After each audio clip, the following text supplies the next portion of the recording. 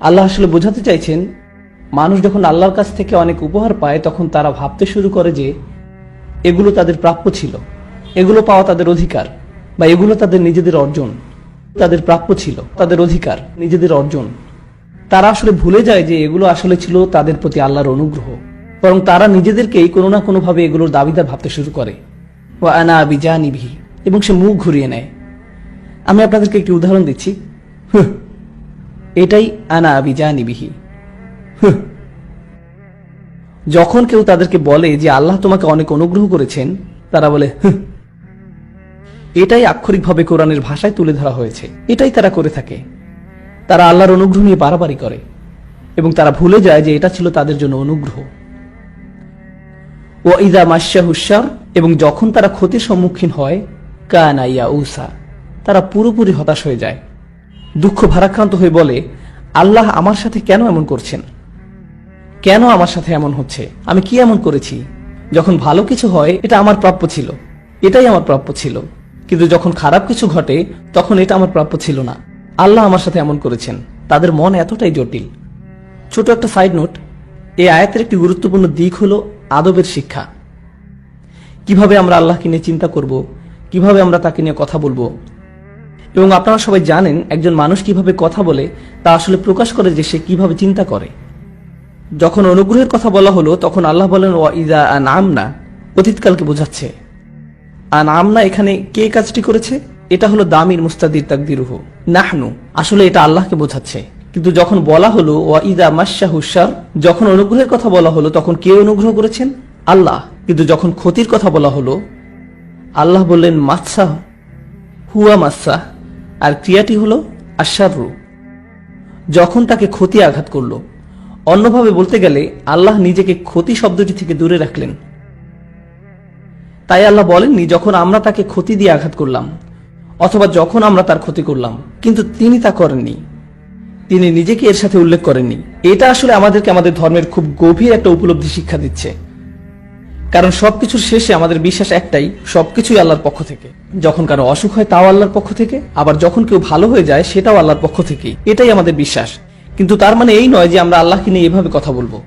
যদিও এটাই বাস্তবতা, কিন্তু আমাদের অবশ্যই কিছু সম্মানের সাথে কথা বলতে হবে। কিন্তু কেন? এটা যদি সত্য হয় তাহলে সমস্যা কি? কেন একে সম্মানের সাথে বলতে হবে? এটাও একটা গুরুত্বপূর্ণ শিক্ষা। আল্লাহ আমাদেরকে শিক্ষা দিচ্ছেন এমনভাবে যেন সকল মানুষ তা বুঝতে পারে।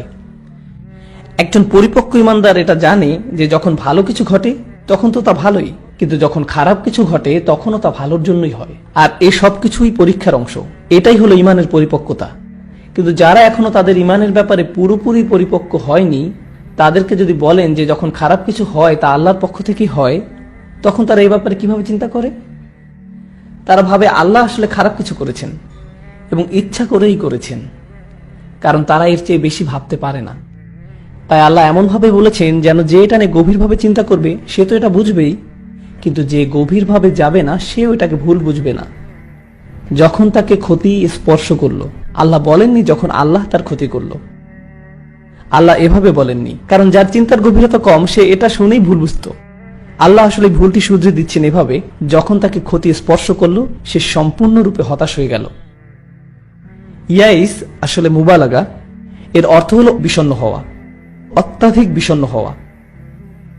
এমন কিছু লোক আছে যারা সাফল্য পেয়ে অভ্যস্ত, তারা 100 পেয়ে অভ্যস্ত, তারা রেসে জিতে অভ্যস্ত, খেলাধুলাতে ভালো, সবকিছুতেই তারা প্রথম হয়, তারা সবসময় তাদেরকে যা বলা হয় তা করে, ইত্যাদি ইত্যাদি। এরপর কোনো একবার তারা হয়তো সফলতা পেল না, তখন তাদের সাথে কি হয়? এই ধরনের লোকদের জন্য ব্যর্থতা বা ক্ষতি মেনে নেওয়া খুবই কষ্টকর। যারা সবসময় চাপের মধ্যে থাকে, যেমন ধরুন পরিবারের 4র্থ বা 5ম সন্তান, তাদের কাছে এটা কোনো ব্যাপারই না। অথবা ধরুন পরিবারের সবচেয়ে ছোট সন্তানের কথা, আমার সবচেয়ে ছোট সন্তানকে নিয়ে আমি চিন্তায় থাকি, কারণ সে সবকিছুতেই পার পেয়ে যায়। কারণ যতক্ষণে ছোট সন্তানটির সময় আসে ততক্ষণে পিতামাতার পুলিশি কর্মকাণ্ড বন্ধ হয়ে যায়। আমি প্রায় আমার বাবা মাকে আমার ছোট বোনের কথা বলি, তারা আমাদের উপর খুবই কঠোর ছিলেন, কিন্তু আমার ছোট বোনটির কোনো কিছুই যেন তাদের চোখে পড়ে না। মা কি হলো, আমাদের সাথে তো এমন করা হতো না, তাহলে ওর জন্য কেন এমন? আরে থাক না, ও তো ছোট মানুষ, বাদ দাও, ও খুবই ছোট। আরে ও মোটেই ছোট না। তো লোকদের সাথে কি হয়? তারা বকে যায়, অনুগ্রহ মানুষকে বকে দিতে পারে।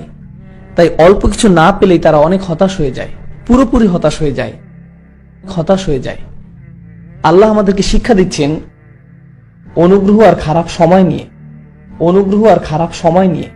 দুনিয়াতে আমাদের সবাইকে সীমিত পরিমাণ নিয়ামত দেয়া হয়েছে, একই সাথে সীমিত খারাপ সময়ও বরাদ্দ করা হয়েছে। আবার আল্লাহ আমাদেরকে রিজিকও নির্ধারণ করে রেখেছেন। যেমন আমাদের টাকা পয়সা, আমাদের বন্ধু বান্ধব, আমাদের পরিবার, সন্তান সন্ততি সহ আমাদের জীবনের ভালো যা কিছু আছে তার সবই আমাদের রিজিকের অন্তর্ভুক্ত। দুনিয়াতে আমাদের সবাইকে সীমিত পরিমাণ নিয়ামত দেয়া হয়েছে, আমাদের জীবনের ভালো যা কিছু আছে তার সবই আমাদের রিজিকের অন্তর্ভুক্ত। এবং আমাদের জীবনে এসব জিনিসের পরিমাণ অসীম নয়, অসীম পরিমাণ শুধু আপনি জান্নাতেই পাবেন। এই পৃথিবীতে সবকিছুই সীমিত, আর এই সবকিছু আপনার জন্য বরাদ্দ করা আছে। এছাড়াও এই জীবনে আপনাকে সীমিত সংখ্যক পরীক্ষারও সম্মুখীন হতে হবে। আপনার জন্য যা বরাদ্দ হয়েছে তার চেয়ে আল্লাহ কোনো কিছু আপনাকে কম বা বেশি দিবেন না। এই জীবনে আপনার ভাগ্যে কি আছে তা ইতিমধ্যে নির্ধারিত হয়ে আছে। তাই আপনি যদি এটা নিয়ে চিন্তা করেন তাহলে বুঝবেন যে আপনার পরীক্ষা এবং আপনার সুযোগ কোনোভাবেই আমার পরীক্ষা আর আমার সুযোগের মতো নয়, তারা এক নয়, কোনোভাবেই নয়। কখনো কখনো আল্লাহ আপনার সামনে সুযোগ এনে দেন, কিন্তু আপনি নিজে সেই সুযোগ কাজে লাগাতে ব্যর্থ হন। তিনি আপনার সামনে তা মেলে ধরেন, আর আপনি এর থেকে অনেক সওয়াব নিতে পারতেন, কিন্তু আপনি সিদ্ধান্ত নিলেন তা না করার, এবং আপনি তার জন্য ভুগতে থাকলেন, আর এর জন্য আপনি আল্লাহকে দোষ দিতে থাকলেন। তো এখন কি বোঝা যাচ্ছে? প্রত্যেকেই আলাদা আলাদা ভাগ্যের মালিক, সবার জীবনের পথ আলাদা। তাহলে প্রশ্ন হতে পারে, কেন সবার পথ এক নয়? সবাইকে একই পরীক্ষা দিলেই তো বরং সামঞ্জস্য বেশি হতো। ঠিক পরের আয়াতটিতেই এই প্রশ্নের উত্তর দেয়া আছে। তিনি বলেন, কুল কুল্লু ইয়ামালু আলা শাকিলাতিহি। এর অর্থ হলো তাদেরকে বলুন প্রত্যেকের উচিত চেষ্টা করা। যখন মুদারে সিফার মতো কাজ করে, এর দ্বারা চেষ্টা করা বোঝায়। প্রত্যেকেরই তাদের শাকিলা অনুযায়ী চেষ্টা করা উচিত। শাকিলা মানে কি? আরবিতে শাকিলা বলতে কোনো কিছুর গঠন বা প্রকৃতি বোঝায়। এই ক্ষেত্রে আপনি আকার বা সামর্থ্য ভাবতে পারেন। সাইকোলজির ভাষায় আপনি একে অবচেতন মন বলতে পারেন, যা আপনার ভিতরে দিয়ে দেয়া হয়েছে। কেউ খুবই রসিক, আবার কেউ খুব সিরিয়াস, যা আপনার ভিতরে দিয়ে দেয়া হয়েছে। কেউ বিজ্ঞান পছন্দ করে, কেউ সাহিত্য, কেউ শিল্পমনা, আবার কেউ জানেই না সে কি চায়, কিন্তু তারা মজা করতে জানে। সাইকোলজির ভাষায় আপনি একে অবচেতন মন বলতে পারেন, যা আপনার ভিতরে দিয়ে দেয়া হয়েছে। এক একজনের ব্যক্তিত্ব এক এক রকমের, বা বলতে পারেন মানুষের শাকিলাত বিভিন্ন রকমের। আল্লাহ আসলে বলছেন যে প্রত্যেকের উচিত প্রথমে এটা বোঝা যে আল্লাহ তার ভিতরে কি দিয়েছেন, এবং তারপর সেই অনুযায়ী কাজ করা। শাকিলা শব্দটির শেষে তামাল বুতাটি খেয়াল করেছেন? এটা আসলে শব্দটিকে প্রত্যেকের জন্য আলাদাভাবে প্রযোজ্য এমন বোঝাচ্ছে। কোনো দুইজনের শাকিলা এক নয়। আল্লাহ বিভিন্ন জনকে বিভিন্ন রকমের ব্যক্তিত্ব দান করেছেন। তাই প্রত্যেকেরই উচিত তাদের নিজেদের ব্যক্তিত্বকে যথাসম্ভব বোঝা, এবং সেই অনুযায়ী তাদের সামনে যে সুযোগ আছে তা কাজে লাগানো, এবং তাদের নিজেদের মধ্যে যে সীমাবদ্ধতা আছে সেটাকে অতিক্রম করা।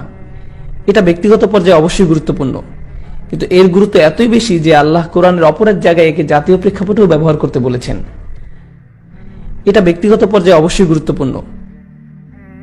আপনারা জানেন কোরআনে জাতির নাম হিসাবে এসেছে ওয়াজআল্লাকুম শুউবান ওয়া ক্বাবাইলা লিতাআরুফু। শৌবান এসেছে শাআব বা শুআব থেকে, এবং প্রাচীন আরবিতে এর অর্থ হলো ফাটল, যেমন দেয়ালে দেখা যায়। কোন একটি ত্রুটি হলো একটি শাআব। এটা যেন বোঝাচ্ছে যে প্রতিটি জাতির মধ্যে অনেক ভালো গুণের পাশাপাশি কিছু খারাপ দিকেরও অধিকারী, এবং এই জাতিগুলোর এক জাতিকে আরেক জাতির সাথে মিশতে হবে যেন তারা একে অপরের ভালো দিকগুলো শিখতে পারে। কারণ যা এক জাতির জন্য দুর্বলতা তা আরেক জাতির জন্য শক্তি, আবার আরেক জাতির জন্য যা শক্তি তা আরেক জাতির জন্য দুর্বলতা। যেমন আমাদের সংস্কৃতিতে কিছু জিনিস আছে মন্দ, তাই আমাদের উচিত অন্য জাতির কাছ থেকে তা শুধরে নেয়া। যেমন আমাদের খাদ্যাভ্যাস খুবই খারাপ, তাই আমাদের শেখা উচিত অন্য জাতির কাছ থেকে যাদের খাদ্যাভ্যাস আরো স্বাস্থ্যকর, যাদের 70 বছরের বয়স্করা হেঁটে বেড়ায় আর আমাদের 40 বছরের বয়স্করা লাঠিতে ভর দিয়ে চলে। তো হতেই পারে আমাদের মধ্যে কিছু কমতি আছে যা আমাদের অন্যদের কাছ থেকে শিখতে হবে। এটাই জাতীয় পর্যায়ে। একইভাবে ব্যক্তিগত পর্যায়েও কেউ যদি তার নিজের সীমাবদ্ধতা বুঝতে পারে, তাহলে তারা এমন মানুষের সাথে মিশতে পারে বা বন্ধুত্ব করতে পারে যারা তাদের এই দুর্বলতাকে ঠেকে রাখবে। তারা তার সীমাবদ্ধতা বুঝতে পারবে এবং সে অনুযায়ী তাদেরকে রক্ষা করতে পারবে। যদি আপনি আপনার নিজের চারপাশে শুধু এমন লোকদের নিয়ে রাখেন যারা আপনার মতো একই বিষয়ে দুর্বল, যেমন আপনার যদি মজা করার উপরে কোনো নিয়ন্ত্রণ না থাকে, এবং আপনি এমন বন্ধু জোগাড় করলেন যাদেরও আপনার মতো নিজেদের উপরে কোনো নিয়ন্ত্রণ নেই, তাহলে আপনাদের দ্বারা ভালো কিছু হবে না। ভালো কিছু হবে এমনটা আশা করা যায় না। দলে এমন একজনের থাকা উচিত যে বলবে যে দেখো যথেষ্ট হয়েছে, এখন থামা উচিত। আপনার কি বুঝতে পারছেন আমার কথা? আর এমন যদি হয় যে আপনি খুব সিরিয়াস আর আপনার বন্ধুরাও খুবই সিরিয়াস, তাহলে জীবন খুবই হতাশাজনক মনে হবে। আপনার কি বুঝতে পারছেন আমার কথা? এমন কারো থাকা উচিত যে মাঝে মাঝে মজা করবে। কুল কুল্লু ইয়ামালু আলা শাকিলাতিহি। আসুন এখন দেখি আল্লাহ আপনার কাছে কি আশা করেন। প্রত্যেকের উচিত অভিযোগ করার পরিবর্তে, অথবা যখন ভালো কিছু ঘটবে তখন খুশি, আর যখন খারাপ কিছু ঘটবে তখন মন খারাপ করার পরিবর্তে এমন চিন্তা করা উচিত যে প্রত্যেকের ভাগে নিজ নিজ ভালো ও খারাপ আছে, আর এ থেকে আপনাকে যথাসম্ভব বেশি করতে হবে নিজের ব্যক্তিত্ব অনুযায়ী। ফারাব্বুকুম আলামু বিমান হুয়া আহদা সাবিলান। আপনার প্রভু অবশ্যই জানেন কাকে বেশি পথের হদিস দেয়া হয়েছে। তিনি বলেননি আসসাবিলা, বরং বলেছেন সাবিলান, যাকে বলা হয় তামিজ, যা বলতে যে কোনো একটি রাস্তা বোঝায়, যা বলছে যে আমাদের প্রত্যেকের পথ হবে ভিন্ন আমাদের শাকিলাতের উপর নির্ভর করে। এ ব্যাপারটা আসলে নতুন আরেকটি প্রশ্ন নিয়ে আসছে। এই বিভিন্ন রকমের ব্যক্তিত্ব কোথা থেকে আসলো? কেন আমাদের স্বভাব বিভিন্ন রকমের? যেমন সাইকোলজিতে যমজ বাচ্চাদের নিয়ে গবেষণা করা হয়, একজনের পছন্দের রং নীল, আরেকজনের বেগুনি। গবেষকরা কোনোভাবেই বুঝতে পারেন না জিনগতভাবে সব একই হওয়া সত্ত্বেও কেন তাদের স্বভাব আলাদা। কেউ কেউ বলেন ব্যক্তিত্ব হলো জিন এবং পরিবেশের মিলিত প্রভাব, পরিবেশ ও প্রতিপালন। কিন্তু তারা এটা ব্যাখ্যা করতে পারেন না যে তাদের প্রকৃতি জিনগতভাবে এবং তারা একই পরিবেশে বড় হয়েছে, মানে পরিবেশ ও প্রতিপালন একই, কিন্তু তারপরে দেখা যায় একজন সাইকেল পছন্দ করে তো আরেকজন নৌকা, একজন খেলাধুলা পছন্দ করে তো আরেকজন শুধুই দাবা। এটা ব্যাখ্যা করা যায়নি যে কিভাবে যমজ বাচ্চাদের মধ্যে এটা হয়, অথচ আল্লাহ এই প্রশ্নের উত্তর দিয়ে দিয়েছেন। আল্লাহ বলেন তোমাদের ভিতরে রহস্যময় কিছু একটা আছে। এর পরের আয়াতটি হলো ওয়ায়াসআলুনাকা আনির রূহ কুলির রূহু মিন আমরি রাব্বি। তারা আপনাকে রূহ বা মানুষের প্রকৃতি নিয়ে প্রশ্ন করে। একটা কথা বলে নেই, রূহ আরবিতে খুবই আকর্ষণীয় একটি শব্দ। এর সম্পর্ক হলো রাওহ এর সাথে, যেমন ফারাউহু ওয়া রায়হান, আনন্দ, প্রশান্তি, সন্তুষ্টি। আমাদের মধ্যে এমন কিছু একটা আছে যা আমাদের প্রশান্তি বা আনন্দ দান করে, আর আমাদের প্রত্যেকের জন্যই তা ভিন্ন, আর আমরা এর ব্যাপারে খুব সামান্য জানি। আল্লাহ বলেন তারা আপনাকে রূহ নিয়ে প্রশ্ন করে, তাদের বলুন রূহ হলো আমাদের প্রভুর নির্দেশ মাত্র, মিন আমরি রব্বি। শাহ ওয়ালিউল্লাহ দেহলভী রহমতুল্লাহ আলাইহি যুক্তি দিয়েছেন যে আল্লাহর কর্মকাণ্ড আসলে দুটি ক্ষেত্রে প্রসারিত, আলামুল খালক এবং আলামুল আমর। আলামুল খালক হলো সৃষ্টি জগৎ, আর অপরটি হলো নির্দেশনার জগৎ। তিনি আসলে বোঝাতে চেয়েছেন যে আল্লাহ এই বিশ্ব সৃষ্টি করেছেন যা কিছু নিয়ম দ্বারা পরিচালিত হয়, যেমন এটা সময় দ্বারা পরিচালিত হয়। যেমন একটা বীজ বপন করলে তার সাথে সাথে বৃক্ষে পরিণত হয় না, এর একটা পদ্ধতি আছে। একটা শিশু রাতারাতি পূর্ণবয়স্ক হয়ে যায় না, এটা একটা সময় সাপেক্ষ প্রক্রিয়া। আর এটাই হলো সৃষ্টি জগৎ, এর একটা পদ্ধতি আছে। আল্লাহ এর সবকিছু এমন ভাবে তৈরি করেছেন যেন সবকিছু একটা প্রক্রিয়ার অধীন। কিন্তু আলামুল আমর বা নির্দেশনার জগৎ নামেও একটা জগৎ আছে, যেখানে আল্লাহ কোন একটি নির্দেশ দেন আর তার সাথে সাথে পরিপূর্ণভাবে আবির্ভূত হয়। যেমন ফেরেশতারা হলো আলামুল আমরের অন্তর্গত, তেমনি রূহ হলো আলামুল আমলের অন্তর্গত, কোরআন হলো আলামুল আমরের অন্তর্গত। মানে এমন একটা অদৃশ্য জগৎ আছে যেখানে কোনো কিছু সময় দ্বারা সীমাবদ্ধ নয়, দূরত্ব দ্বারা সীমাবদ্ধ নয়, যেমনটা আমরা এই জগতে দেখে থাকি। তারা এমন কোন প্রক্রিয়ার অধীনে নয় যেমনটা আমরা চিন্তা করি। আলামুল আমরের নিজস্ব সক্রিয়তা আছে যা আল্লাহ নির্দেশের সমষ্টি। তাই যখন আমরের কথা বলা হয়, ইন্নামা আমরুহু ইযা আরাদা শাইআন আন ইয়াকুলা লাহু কুন ফায়াকুন, কুন ফায়াকুন। যখন তিনি নির্দেশ দেন সাথে সাথেই তা আবির্ভূত হয় তাৎক্ষণিকভাবে। এটাই আল্লাহর আমরের জগৎ। আর এই দুইটি জগৎকে মনে হয় যেন আলাদা। মানুষ হিসাবে আমাদের দৈহিক বৃদ্ধি হলো আলামুল খালক, আর আমাদের আত্মিক পূর্ণতা হলো আলামুল আমর থেকে। নবী সাল্লাল্লাহু আলাইহি ওয়াসাল্লাম মানুষকে শিক্ষা দিতেন, এই শিক্ষা কোথা থেকে আসতো? আলামুল আমর থেকে। তারা যে অলৌকিক নির্দেশনা দেখাতেন আলামুল খালকের নিয়মের বিরুদ্ধে, কারণ তা ছিল আলামুল আমর থেকে। যেমন ইব্রাহিম আলাইহিস সালামের ক্ষেত্রে আগুন তাকে স্পর্শ করেনি, এটাই ছিল আলামুল আমর। আর আল্লাহ বলছেন যে আপনার রূহ যা আপনার ভিতরে আছে আসলে আমরের অংশ। কুলির রূহ আমরি রব্বি, এটা আমার প্রভুর আমর থেকে। আমরা আসলে ফেরেশতাদের সম্পর্কে কতটুকু জানি আমরের জগৎ সম্পর্কে? কিছুই না। আল্লাহ আমাদেরকে যতটুকু বলেছেন তাই আমরা জানি, এছাড়া এটা পুরোপুরি আমাদের জন্য অজানা এক জগৎ। তার মানে আমরা এই শিখলাম যে আপনার আমার মধ্যে এমন কিছু আছে যা আমরের প্রকৃতি নির্ধারণ করে, অথচ আমি এ ব্যাপারে কিছুই জানি না। ওমা উতিতুম মিন ইলমি ইল্লা কলিলা, তোমাদের জ্ঞানের খুব অল্প অংশ দেয়া হয়েছে। আল্লাহ আমাদেরকে যতটুকু বলেছেন তাই আমরা জানি। আমাদের মধ্যে এমন শক্তিশালী কিছু একটা আছে যে আমরা নিজেরাও এ সম্পর্কে জানি না। এভাবে চিন্তা করুন, আমাদের মস্তিষ্ক এটা কিন্তু রূহ নয়। এখানে খুব সূক্ষ্ম পরিসরে বৈদ্যুতিক সংকেতের মধ্য দিয়ে সবকিছু পরিচালিত হয়। একবার চিন্তা করুন, এই মস্তিষ্ক নিয়ে বিজ্ঞানীরা আসলে কতটুকু জানেন। এত বছরের গবেষণার পরেও তারা বলে থাকেন আমরা প্রায় কিছুই জানি না, আমরা মাত্র এটা বুঝতে শুরু করেছি। আর এই মস্তিষ্ক আসলে কিসের অংশ? আলামুল খলক। তাহলে আমরা কিভাবে আলামুল আমর নিয়ে বা রূহ নিয়ে জানব? তাই আল্লাহ আমাদের শিক্ষা দিচ্ছেন যে আমাদের অভিযানে নামতে হবে। যতই আপনি বরাদ্দ অনুযায়ী কাজ করবেন ততই নিজের সম্পর্কে আরো জানতে পারবেন। আপনি আসলে কে সেটা আপনি কখনোই জানতে পারবেন না যতক্ষণ আপনি নিজেকে কাজে নিয়োজিত না করছেন। আর আমি এটাই আপনাদেরকে বোঝাতে চাইছিলাম। বর্তমান সময়ের তরুণরা, বিশেষভাবে তরুণরা, তারা বলে যে আমি জানি না আমার কি করা উচিত। উস্তাদ আমাকে বলুন আমার কি করা উচিত, আমি কোন বিষয় পড়ব, কোন চাকরি করব। কিন্তু তারা আসলে কিছুই করে না। তারা একজনের কাছ থেকে 30টা উপদেশ নেয়, তারপর আরেকজনের কাছে যায়, সেখান থেকে 40টা উপদেশ নেয়, তারপর আরেকজনের কাছ থেকে 50টা উপদেশ নেয়। এরপর যখন বিভিন্ন লোকের কাছ থেকে অনেক উপদেশ জমা হয় তখন তারা বলে আমি তো 100 জনের কাছ থেকে 100 রকমের উপদেশ পেয়েছি। অবশ্যই, কারণ আপনি 100 জনের কাছে জিজ্ঞেস করেছেন আর 100 রকমের উত্তর পেয়েছেন, কারণ প্রত্যেক মানুষের মতামত ভিন্ন, তাই তারা ভিন্ন ভিন্ন উপদেশ দিবে। যতক্ষণ না আপনি নিজেকে কাজে নিয়োজিত করবেন ততক্ষণ আপনি জানতে পারবেন না আপনি আসলে কি। আপনি আপনার শক্তি এবং দুর্বলতা কোনোটাই ধরতে পারবেন না। কোনো কাজ করার আগে ভয় পাওয়া বন্ধ করুন। উদ্যোগ নিতে ভয় পাবেন না, চেষ্টা করতে বা ব্যর্থ হওয়া ভয় পাবেন না। ব্যর্থতা আসলে আপনার জন্য ভালো। এটা দেখিয়ে দেয় যে কোথায় ফাটল আছে, আপনাকে কোথায় উন্নতি করতে হবে তা দেখিয়ে দেয়। আবার আপনি কিসে ভালো সেটাও দেখিয়ে দেয়। হয়তো আপনাকে এতে আরো ভালো হতে হবে, কিন্তু এসব কখনোই হবে না যদি আপনি চেষ্টাই না করেন। যতক্ষণ না আপনি নিজেকে কাজের মধ্যে নিযুক্ত করবেন, আমি চাই আপনারা এভাবে চিন্তা করুন, আমাদের রূহ তো আলামুল আমর থেকে, কিন্তু আল্লাহ আমাদেরকে এই যে জীবন দিয়েছেন যা আমরা কাজে লাগাতে পারি তা তো অসীম নয়, তাই না? তাই পূর্ণবয়স্ক হওয়া আর ঘুম অথবা বৃদ্ধ হওয়া, যখন আপনি অকর্মণ্য হয়ে যাবেন, এর মধ্যে আমাদের হাতে খুব বেশি সময় নেই নিজেকে আবিষ্কার করার জন্য, নিজেকে কাজে নিবেদিত করার জন্য। তাই নতুন কিছু করতে ভয় পাবেন না। আল্লাহ আমাদেরকে এই যে জীবন দিয়েছেন, এত সুন্দর এবং অভিযানের সুযোগ দিয়েছেন, তাই চেষ্টা করতে ভয় পাবেন না। আর আপনারা যে আরবি শিক্ষার সিদ্ধান্ত নিয়েছেন এটা অবশ্যই ভালো, কিন্তু এটা মাত্র ভ্রমণের শুরু। ব্যবসাগত, শিক্ষাগত সহ বিভিন্ন পেশা পরখ করুন।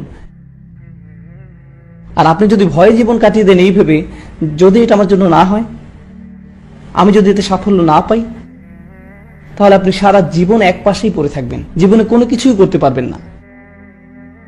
ব্যর্থতার ভয় আপনাকে মুক্ত হতে হবে, নিজের শাকিলার উপর জোর দিতে হবে, আপনাকে প্রাথমিক ভয় কাটিয়ে উঠতে হবে। আর যখন তা পারবেন দেখবেন জীবনে আশ্চর্যজনক পরিবর্তন শুরু হয়েছে। ব্যর্থতার ভয় আপনাকে মুক্ত হতে হবে। আমি আপনাদেরকে আমার সবচেয়ে প্রিয় ছাত্রের কথা বলি। আপনারা হলেন আমার 5ম ব্যাচের ছাত্র, ভাবলেই অবাক লাগে। যাই হোক, আমার প্রিয় ছাত্র, নাম বলবো না। তার সমস্যা কি ছিল? আমি বলি আল্লাহ তাকে আরবি শিক্ষার জন্য সৃষ্টি করেননি, আমি এটাই বলি। কিন্তু সে আমার খুব প্রিয় ছাত্র, আমি তাকে খুবই ভালোবাসি, এবং সে, আমি যতজনকে চিনি তাদের সবার থেকে বেশি পরিশ্রম করেছে। রাত আর দিন, ব্রেকের সময়ও বাকিরা হয়তো অন্য কিছু করেছে, সে পড়াশোনা করেছে। মানুষজন দুপুরের খাবার খেতে যাচ্ছে কিন্তু সে পড়ছে, সে নোটের মধ্যে ডুবে আছে, প্রশ্ন করছে আর পড়ছে তো পড়ছেই। এবং সে, আমি যতজনকে চিনি তাদের সবার থেকে বেশি পরিশ্রম করেছে। সে একের পর এক খাতা শেষ করে ফেলছে নোট লিখে লিখে। তার হাত ব্যথা হয়ে যেত, তবু সে ল্যাপটপ ব্যবহার করতো না, কারণ সে ভাবতো তা হলো অলসদের কাজ। আর সে আমার কাছের একজন বন্ধু, আমরা এর আগে একসাথে সময় কাটাতাম। আগে যখন আমি বলতাম যে চলো কিছু একটা করি, সে রাজি হয়ে যেত। কিন্তু এখন যখন আমি তাকে ফোন করে বলি চলো বাইরে যাই, কিছু একটা করি, সে বলে না আমার কাজ আছে। অথচ দিনের বেলা আমি তার শিক্ষক, আর রাতে যখন তাকে আমি ফোন দেই সে বলে তাকে পড়তে হবে। ধন্যবাদ, ক্লিক। কিন্তু সে অনেক পরীক্ষায় ভয়াবহভাবে ফেল করেছে, কিন্তু তার জন্য আমার খারাপ লাগে না, কারণ সে সত্যিকার অর্থে চেষ্টা করেছে। আর এমন লোকও ছিল যারা খুব একটা চেষ্টা না করে 100 পেয়েছে। প্রথমত আমি মনে করি তাদের জন্য এই সময়ের কোনো মূল্য নেই। তারা যা শিখছে, আর আমি তাদের কাজকে শ্রদ্ধাও জানাই না, কিন্তু সে যা করছে আমি তাকে শ্রদ্ধা করি। আমি কিছু একটা করব, যথাসম্ভব চেষ্টার সাথে করব। ব্যর্থতার প্রথম আগমনেই ভয় পেয়ে পালাবো না, আমি অন্য কিছু করা শুরু করব না। আর এটাই আমাদের বুঝতে হবে ক্যারিয়ারের ক্ষেত্রেও। আপনি যে প্রচেষ্টা করবেন, যতক্ষণ আপনি উপভোগ করছেন, যে একটু ছন্দপতন ঘটলো, আপনি ভাবলেন এখন আমার অন্য কিছু করা উচিত। তাই কি? এটা তো জান্নাত নয়। ভালো দিনের সাথে খারাপ দিন তো থাকবেই, এই জীবনটাই এমন। যখন অনুগ্রহ আসতে থাকলো, আমি খুশি, সব ঠিক আছে, আমি খুশি। আর যখন কিছু মনমতো হলো না, তারা চরম হতাশাগ্রস্ত হয়ে গেল। কানাইয়া উসা, তারা চরম হতাশাগ্রস্ত হয়ে গেল। আমার এটা করা ঠিক না, বা এটা আমার জন্য না। এটা ছাত্রদের সাথেও হয়। তারা একটা পরীক্ষা ফেল করে, আরে না ফেল না, 95 ফেল, আস্তাগফিরুল্লাহ। আপনি কিভাবে বাপ মাকে মুখ দেখাবেন? আপনাকে কে বিয়ে করবে? কারণ আপনি 95 পেয়েছেন। আমার মনে হয় আমার পড়াশোনা ছেড়ে দেওয়া উচিত, কারণ এখন আর কোনো লাভ নেই। সত্যি সিরিয়াস হন, মেরুদণ্ড শক্ত করুন। আপনি যাই করেন না কেন, নিজেকে পুরোপুরি নিবেদিত করুন। আর এটা শুধু এই প্রোগ্রামে না, জীবনের সব ক্ষেত্রেই প্রযোজ্য। যাই করুন, পুরোপুরি মনোযোগের সাথে করুন। আপনি যাই করেন না কেন, নিজেকে পুরোপুরি নিবেদিত করুন। অবশ্যই সাহায্য চাইতে পারেন, কিন্তু অতিরিক্ত চাইবেন না। এমন যেন না হয় যে আপনি উপদেশের পর উপদেশ নিচ্ছেন, কিন্তু নিজে কিছুই করছেন না। আপনার জীবনে আপনি খুব অল্প কিছু মানুষকে বিশ্বাস করতে পারেন। আবার এমন লোক আছে যারা এমন মানুষের কাছে উপদেশ চায় যে তারা জানে তারা 2 রকমের উত্তর পাবে, কারণ তারা দ্বিধায় থাকতে পছন্দ করে। তারা একে অজুহাত হিসাবে ব্যবহার করে। সে এটা বলেছে, কিন্তু তুমি তো এটা বলেছ। তারপর আপনি যখন কিছু বলবেন, তখন তারা বলবে, কিন্তু অমুক তো এটা বলেছে, এটা তো আগেই বলা যেত। উপদেশ নেবেন, কিন্তু তার জন্য উদ্দেশ্য থাকে। আর যাকে বিশ্বাস করেন তার কাছে যান, যেন তোর লোকের কাছে না। আর আপনি যদি তা না করেন, তাহলে কি বোঝায় জানেন? প্রথমত আপনার নিজের উপর বিশ্বাস নেই, দ্বিতীয়ত আপনি মানুষকেও বিশ্বাস করেন না। আপনি কেন তাদের জিজ্ঞেস করছেন, যেখানে আপনি নিজেই জানেন আপনার সিদ্ধান্ত? আপনার সবার উপদেশ নিতে হবে এমন কোনো কথা নেই। আমার উপদেশ, শেখ উমর সুলাইমানের উপদেশ, শেখ আব্দুল নাসেরের উপদেশ, বা যে কারো উপদেশ, আপনি উপদেশ নিয়ে নিজের বুদ্ধি খাটান। আর যখন আপনি সিদ্ধান্ত নিয়েছেন, তখন আল্লাহর উপর বিশ্বাস রাখুন আর সামনে এগিয়ে যান। আর এভাবেই আপনি নিজেকে চিনতে পারবেন। আর এটা খুবই গুরুত্বপূর্ণ একটি শিক্ষা, যা মুসলিমদের মাঝে আত্মস্থ করা উচিত। আর তাহলে ইনশাআল্লাহ আপনার এবং আপনার সাথে জড়িত অন্যদের জীবনেও আশাতীত পরিবর্তন ঘটবে।